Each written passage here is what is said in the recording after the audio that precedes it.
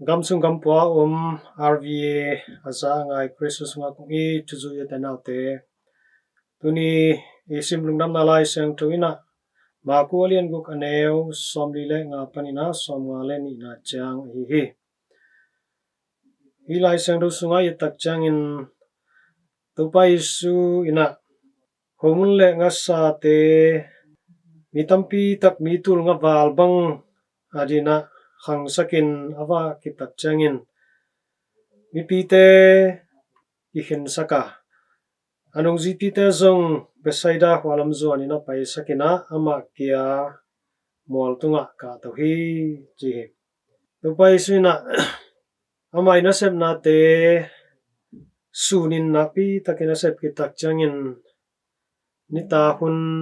apato hong jang khom zel hi chi ama saina himuna himui kitak changina anong zipite pen besaida hwalam zuan ina kun kuang tuangina pai khol sak nita hunung tun tak chiang ina zan hun hung tun tuan tak chiang ina gun kuang teng kilo kina huipi hung nun tak chiang ina nung zipite napi takina patawin lawin hi tuabang om upen tupai suina ama om na mun panina na thehi toimenina ama om na mun panina tuipitunga ong pai hi nungzi pite na tua tupai su ama kyang ong pai amu tak changin tupai su ahi lam thei loina lawina lingu hi chi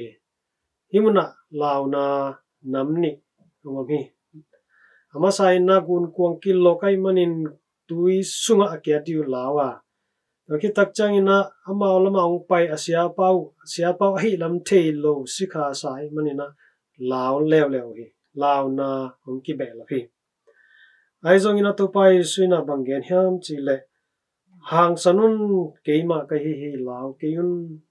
china again tak changina nungzui ten zong to pa hi lam thei panina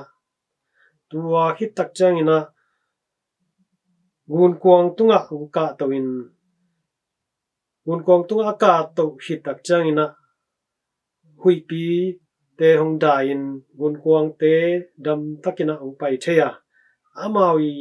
te law na te zong veng ta hi utena te hi tu ia tak changina lupa isu to iki gamla pasien to iki gamla tak changin tui hual te hui pi te na ong nok thei zel hi ai zong ina to bang hun tak changina kia bek hiloina to pa na ong vil hi to pa na ong galeti to pa na eite ong nuselo hi chi pen kimuthei ai zong khavi tak changin to bang haksan na te tui hual te itua tak changin to pa om pi na ngon ki pho khalowin to pa hong pai na ngon to pa hong pai in ki ngai sun khalo ina ki om zel hi law na ina ong zo thei zel hi utena te tunin diak ina catholic priest and paul peter ina sacramentu tai zongin chungen na tuom tom te zongin inei na ina ete adina law na panina suwa tak thanina lampi tampi ta ongki hon saki diakin serombi sacramentu te na ete to ongom khom to sacramentu isan sia salin to pa sunga min ama sunga oma bektham loina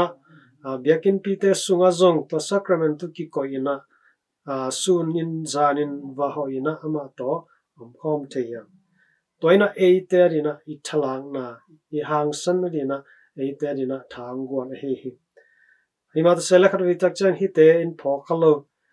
I chunget di te pho khaloin topan ke yung tai san hi topan ke yung pi lo hi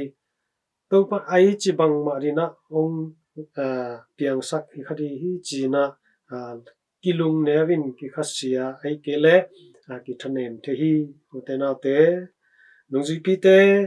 ngun kong tunga law ling nam lai takin to pai zu tui tunga ong pai phe hi hi chu apian ma in mi tur nga pasal bek akisim mi tur nga to pai sina homun le ngasa homun nga le ngasa ton ni to na wa kina hibang nalam dang abol thei to pa ama te to khom na pi na nung zui te na amai wang le na te na thei lo na muang thei lo ina na thane mi na mu ezo na to pai zo lao ke yun ke ma ke hi no te to kom khomi china ama te kya om na ama ahi na siang takina del takina again takte nung zui te zong dena lao na kibe la phem pe pen avek pin ong be hi hui pi te ong da in hun kwang te nuam takin ong pai thei amau te lung sim sunga lao na he pe zong thakhatin ong mang hi bahangam chile amau te ya to pa ong hi tamu te na te leitung na ta na kan wi tak chiang in la hoi na lin lo na pataw na tampi tak te na ong nokin ilaw nai ni teng zoin ipasian no ngoni phok lo hun thei zela tabun tak chang ina ite pasian ite to pa jisu christu ina ite to ngam khom hi tai san lo hi ong bilgi ge hi chi phokin tunina ite na thakina tha lakik chani